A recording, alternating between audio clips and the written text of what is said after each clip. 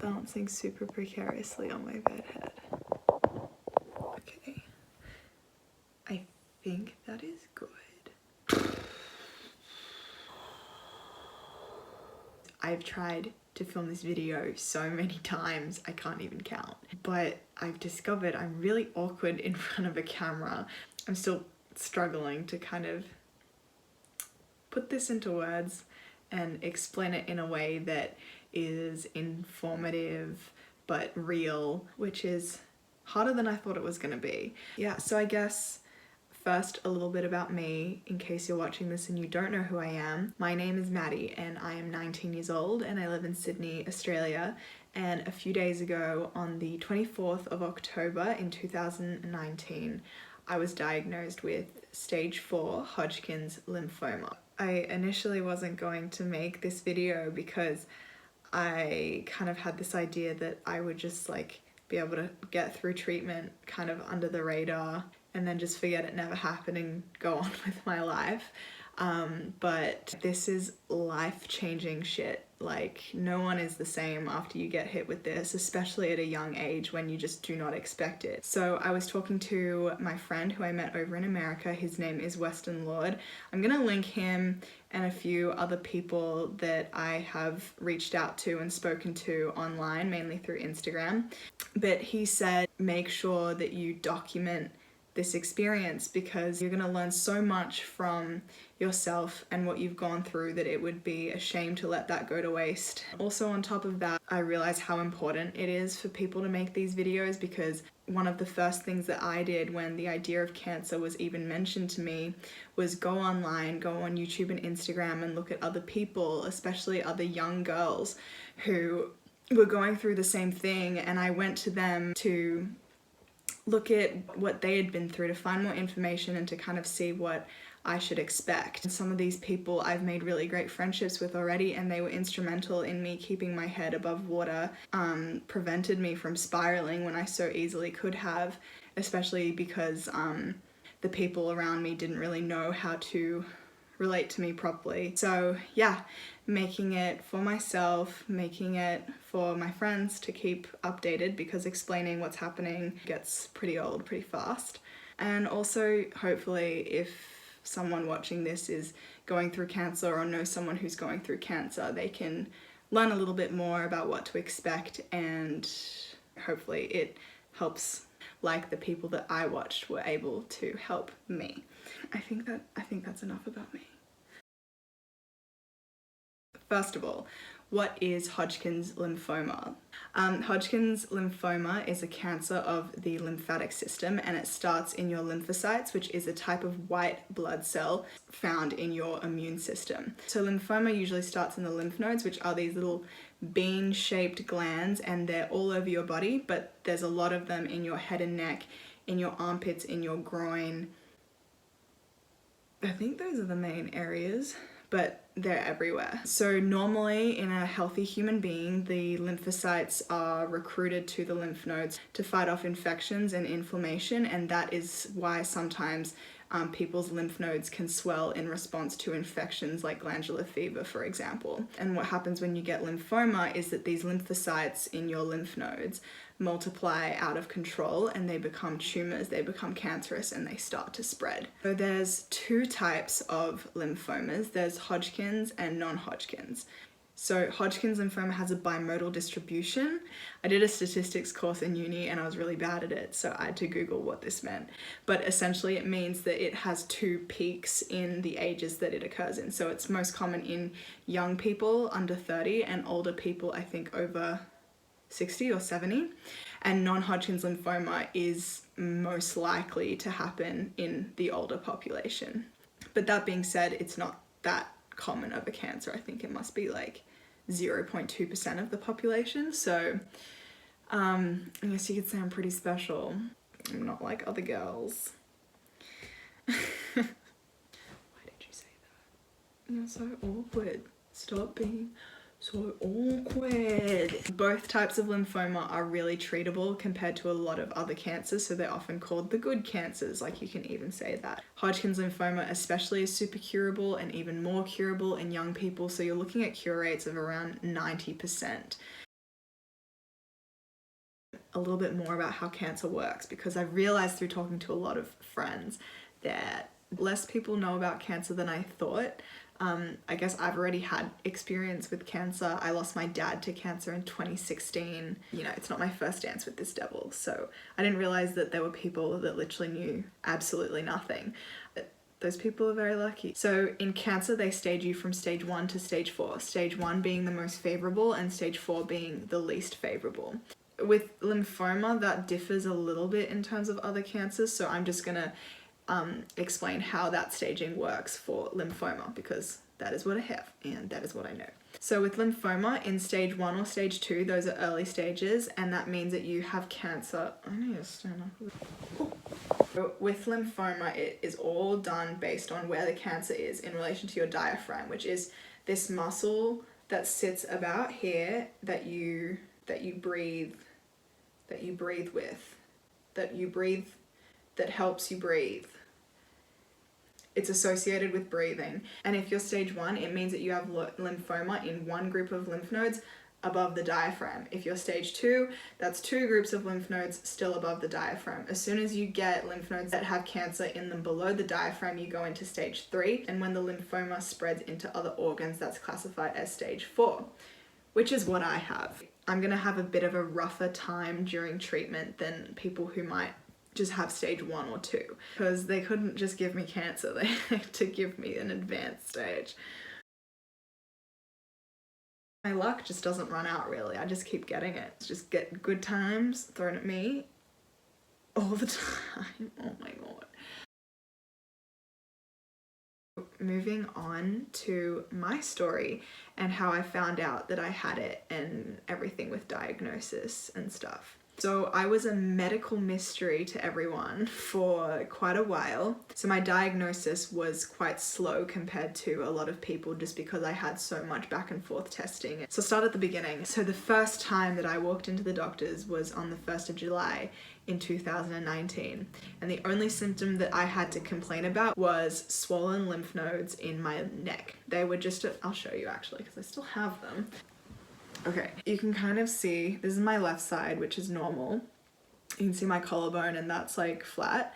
On my right side, if I turn, you can see that this is all raised and swollen. So this scar is from when I got the lymph node cut out and biopsied so that they could test it and see what it is. Can't really see my collarbone unless I do that, so it's super swollen. It wasn't swollen this much when I first walked in, but that's where I could see the problem. When I first walked in, I could only feel like 3 or 4 that were swollen, and they weren't as big as they are now, but they were painless. They were kind of rubbery, a bit hard, and I could move them around. At the time, I was also getting mild night sweats, but I just thought that must be something hormonal, like to do with stress, and I didn't even pick up on that as a symptom. And I also had a cough, but that had been going on for more than a year, and so I didn't really think anything of it. Lots of people have a cough. Definitely didn't think that my cough was because there was 2 bloody tumors in my lungs. You know, quick education thing on lymphoma. The main symptoms of lymphoma are night sweats. People describe that they're like drenching the bed. Mine weren't that bad, but look out for it if that is something that you have. Itchiness, I didn't get this one, but some people have complained of like being super itchy, like especially around their ankles and like their wrists, and some people on their chest as well. Weight loss without trying, I really would have welcomed this one. I didn't lose weight actually from like the cancer. I lost weight later because I was so anxious that I lost 5 kilos in like a month. That was how bad my anxiety was. The other symptom is feeling really fatigued, really tired, and just feeling like no matter how much sleep you get, you're still super tired. And the big one is swollen lymph nodes, which is what got me to walk in. The tricky thing is all these symptoms aren't specific to lymphoma. There's so many other things that can cause these symptoms, but you always want to be safe, because if I hadn't been aware of my body like I was, I never would have walked into the doctors. My story could have been a lot worse than it is right now. Yeah, I walked into the doctors, showed them my swollen neck, and I thought I was just going to walk out with some antibiotics. Google said your lymph nodes usually just swell to infection, and it could be a cancer, but it's just the tiniest possibility. You just want to go in to rule it out. And that's all I did. I just wanted to go in and rule it out. At the time, my mum was traveling, so she wasn't home with me. And so I went to these first few appointments by myself. Those first 24 hours, I can't even remember properly because I feel like my brain has like blocked them out as trauma. I just remember thinking that I was gonna leave and get some antibiotics and like go back home and it would all be fine. But instead I got sent for blood tests, a chest x-ray, an ultrasound of my neck, of my breasts, of my abdomen, a CT scan, and this is the most important one, and a needle biopsy where they were going to take a sample of the lump to see what it is under a microscope. And I remember I was getting the ultrasound of my neck and like tears were just streaming down my face because my mom wasn't there to like hold my hand, and they kind of hit me with the first like, you know, this looks very abnormal and there's a strong possibility that it could be lymphoma. And here I was by myself at all these appointments, kind of like, what the fuck? Yeah, that was very stressful and very, very challenging, and oh my god, I never want to go through that again. But that was the first 24 hours. Why it took them 3 months, even though they did all of those investigations, was because my symptoms didn't quite fit in with lymphoma and they didn't quite fit in with an infection. So I was always going to be one or the other. But what happened was the needle biopsy that I got came back negative for lymphoma. So they didn't find any abnormal cells on it. They just said it was inflammatory. It was in response to an infection. On my bloods, they also found that I was positive for a type of pneumonia, and they thought that should explain that there's 2 patches in her lung, which they found on the x-ray and CT.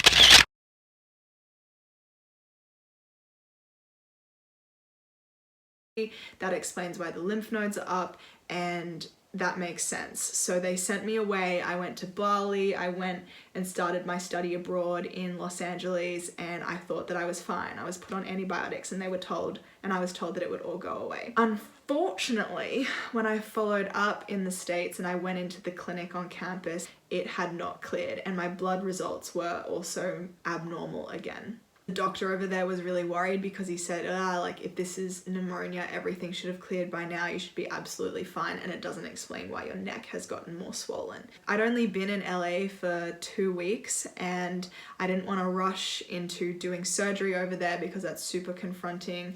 You're away from family, you're in a new environment, you're not sleeping in your own bed, your closest friends aren't with you, and you don't have that support network that you usually would. But at the same time, I didn't want to fly home unless it was absolutely necessary because, you know, I paid so much money. Like, I'd been looking forward to this the whole year, and like at the end of the day, the doctors in Australia told me that I was fine to go overseas, so I can't just leave straight away. I ended up at a lung specialist who said, look, this is really urgent. We're happy to investigate here, or you definitely need to fly home. So I flew home and I got the lymph node taken out. So that gives them a bigger sample versus just some cells. They get to look at the whole lymph node, like the architecture and the full thing. So I also got a PET scan, and the results for those took a week to get back. And that week was the worst week of my life. I just felt so paralyzed because you can't plan for the future because you don't know what your future is going to look like anymore. You know, that perfect plan that you've been building ever since you kind of start envisioning what you see for yourself in the future gets completely torn down and like ripped away from you, and you can't even start to process that if you don't have a confirmation. And I remember at the time, the anxiety was honestly like all devouring. My friends were trying their best to be there for me, but they didn't really know how, because you can't relate to someone who is going through this unless you're going through it yourself. So they would try and cheer me up by saying, oh, just stay positive, like you don't know yet, but that's not comforting. If you were told that you most likely have cancer and the people around you are just saying, stay positive, they still get to go home and they still get to fall asleep at night with not a worry in the world. Whereas you're stuck and you don't know what's going on inside of your body, like this body that you have taken such good care of, that you are so proud of, and suddenly it's just like so out of your control. I think that is the hardest thing to deal with.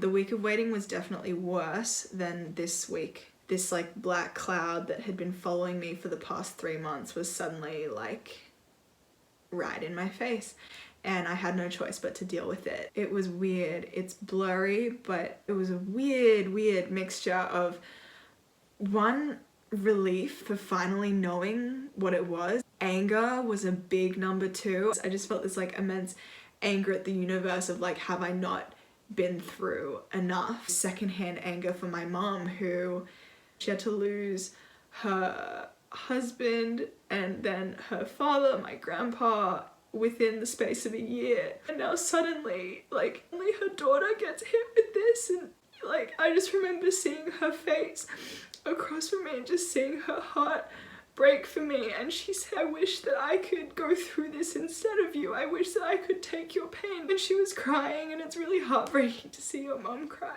Oh my god, I said I wouldn't cry. It's just all these things that you don't think about when you're young. You don't think about health issues, you don't think about having children. You just don't have to kind of come face to face with your mortality like that. You're supposed to be out partying and excelling in your career, and instead I have to go through like intensive treatment just to save my life. And on the flip side of that came so much love and support when I started to tell people. Some people dropped everything to be with me, and I've never received that much love and support, and it really opened my eyes to how much I've impacted people without even realizing. I had messages from girls who said, oh, you inspired me to go to the gym. I still remember you telling me this ages ago, and that's really stuck with me. You inspired me to join different groups. I've been following you for ages, and I'm so sad to see this, and I don't even know who the person is. The immense support from people has been absolutely insane, and I feel like I don't deserve any of it. Oh yes, I have also set up a GoFundMe. I'm really lucky to live in Australia where the cost of my actual treatment is covered, but there's a lot of expenses that tack onto that which are outside of just my treatment. So all of my medication I still have to pay for. We spent hundreds of dollars today just to get an IVF cycle done, and that's not even the start of it. The storage of my eggs for IVF is expensive. Any like additional therapy on top of that I have to pay for. My mom's a single mom, and she's gonna have to take time off work, and I'm not gonna be able to work. So any little bit that could help out our family in this time would be really greatly appreciated. And thanks in advance for anyone who chooses to donate. Even if it's just a little bit, it would make the biggest difference for me in this time. I'm gonna be just as bad at ending this video as I am at starting it. How do you end a video? No, I got nothing. Okay, thanks for watching. I will be back with more videos about what's going on, and oh my god, it's falling.